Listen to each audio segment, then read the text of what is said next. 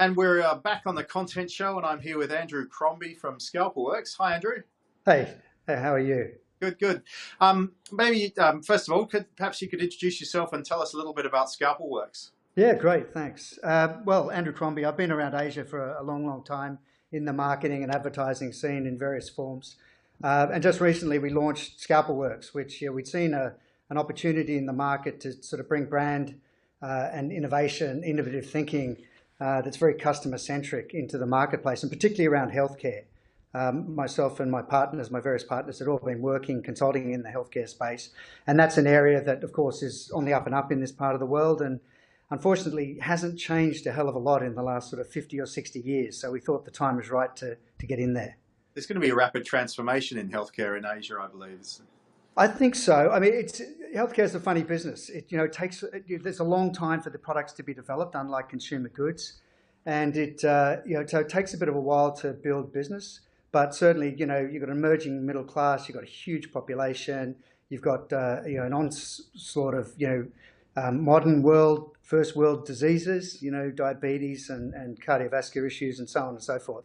And so, obviously there's a need. All the pharma companies are developing stuff out here. So, we're seeing it as being a great potential. Excellent. Well, Andrew, the reason why I wanted to talk to you was you've got your skill set is about design thinking and looking at problems, looking at businesses and industries, and then sort of going back to basics and solving problems using a design thinking methodology. And so I was wondering if you could sort of apply that a little bit to content. And I was just wondering what you're seeing in terms of content during the pandemic, and what are some of your thoughts about how content might change at this time? Yeah, okay, that's great question. There's a lot in that. I know we can unpack it bit by bit.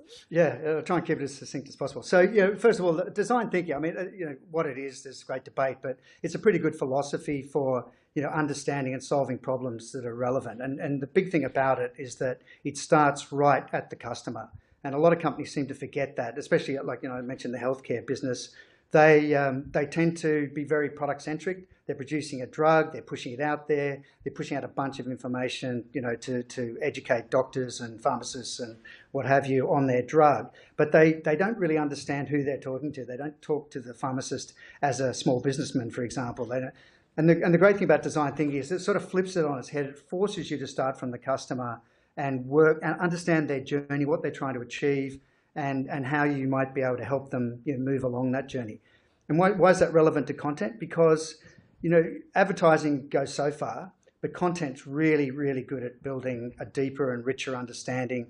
Without just being product focused, or brand focused. It builds the richness, the muscle on the bones, if you like, around a brand and around your offer. And so with design thinking, you can go back, if you understand the customer, you can work out exactly based on what their problems are at different stages, what content you can deliver that's true to your brand that will help them best at that point. But long answer, sorry. No, you're right. What do you think about how what's the methodology then for for putting the customer at the center of a content offering?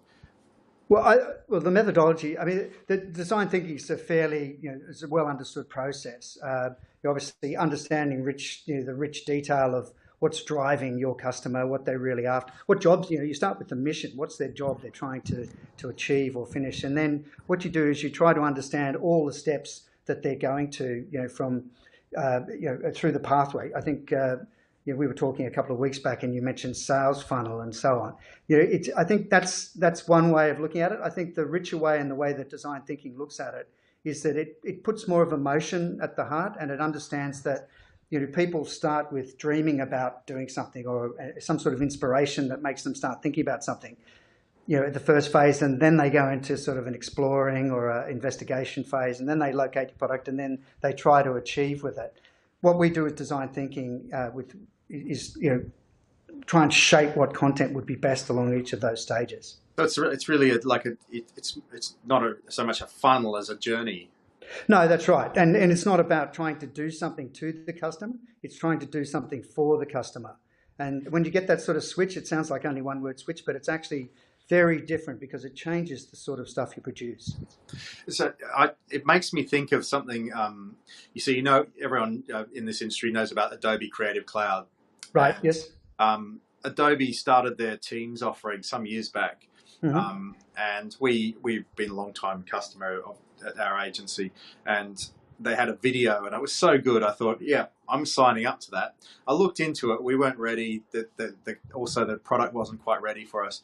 But that video just stuck in my mind, and I was like, yeah, one day we'll sign up to this, and it'll all be great, and it'll help us be more efficient and stuff like that. So my journey was like a piece of content 2.5 years ago, and then there's sort of some interactions, just checking in on it sort of as they went.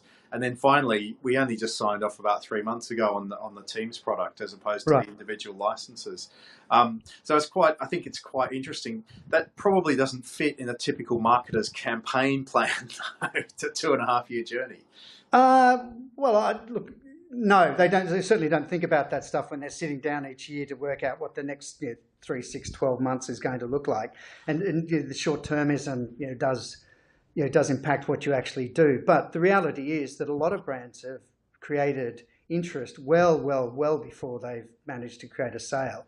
I mean, the classic example in Asia, and this is getting off track a bit, but Mercedes-Benz was advertising in places like Vietnam 20 years before their products became the most desired new cars to have, because they knew that if you create the latent demand, if you create that desirability and the positioning at the top of the market, when these people will get their money, and they will aspire to have the first purchase being a Mercedes 200 or whatever, and they're now in the family. So it's much the same.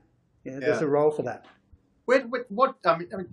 In some respects, then the question is about quality, and we were just talking before we started the interview about, that we're overrun by, work from home tips and so forth at the moment. I mean, how do you sort of use that customer focus to cut through at a time like this? Well, look, I think so. To that point, we've seen. I mean, if I see another article, and I'm to blame for some of this because I've written my own ones, but 2 months ago, thankfully. We're responsible as well. So. Yeah. If I see another article on, the new normal or the post-COVID, world, or, 5 tips to work from home or something, I think I'm going to slip my wrists. It's just crazy. Yeah, and that's their classic of a lack of empathy and lack of understanding, because they're not talking to me as a customer.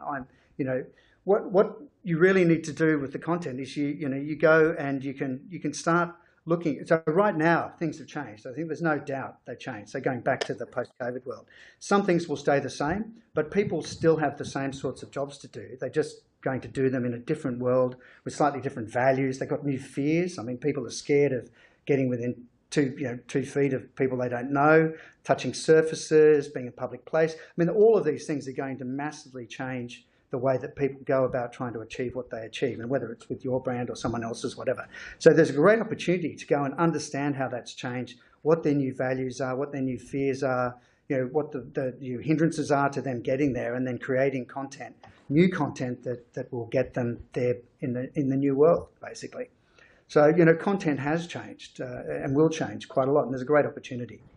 If you were to sort of just be sector specific about it in the medical industry at the moment, obviously they're at the front line. What are you seeing from the industry in terms of the content that they're putting out at the moment? Is it different to the sort of the general stuff that's going on, or are they just too busy? They don't have time for it.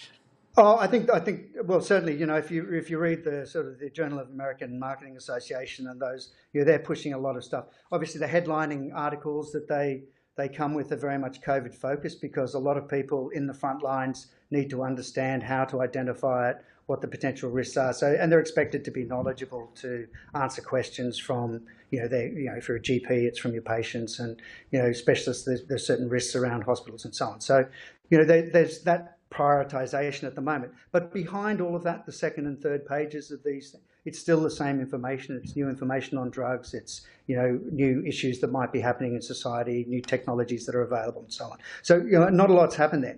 What we're still to see, though, is that it's still very much publishing and pumping information out that will then go into a repository on, say, a GSK website or a J&J website or something. It's there, it's great, it's fantastic, and then they invite people.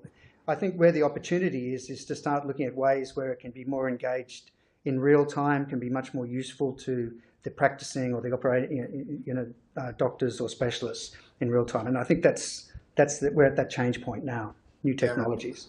I think we've discussed before sort of the user experience of content. There's probably a lot of innovation around that. About what point do you what deliver that content? How do you deliver that content? And you sort of bringing sort of perhaps new technologies into that. Absolutely. I mean, look, the world's going or has gone mobile, and take for example the pharmacy market. Remember back in your childhood, pharmacies weren't that much different. They probably had slightly less flash, retail displays. They didn't have all the consumer products up the front, but they still had a guy in a white coat sitting behind a bench at the back, dispensing stuff from white jars and giving you pills and stuff, and they still had a bunch of pharmacy assistants running around who were trying to advise you and help you. Now, that hasn't changed a lot. They're still selling drugs into those guys. They're still having to learn everything about every drug. They're incredibly knowledgeable and so on. They're very, very, very highly skilled professionals, even though sometimes you mightn't think of them as that.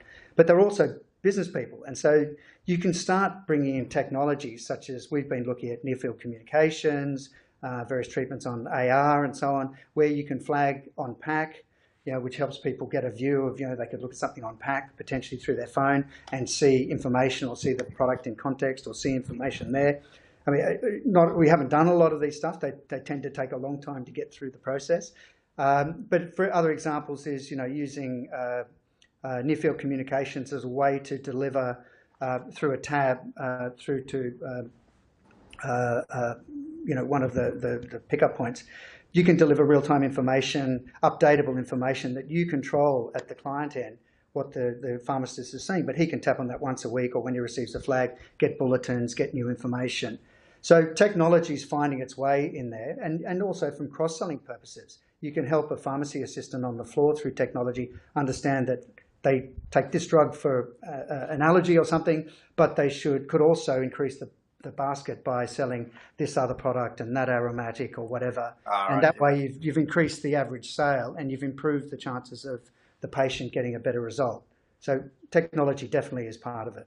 With so much content out there, what should brands be doing in terms of how they produce content?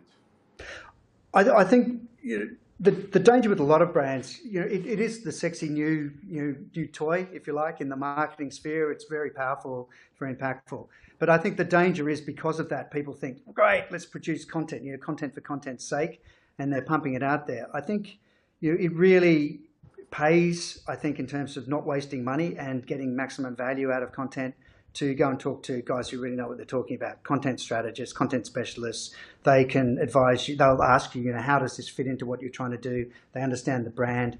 They're trying to understand your brand and how the content's going to help you, and advise you when not to do stuff, or when it's a bit cluttered.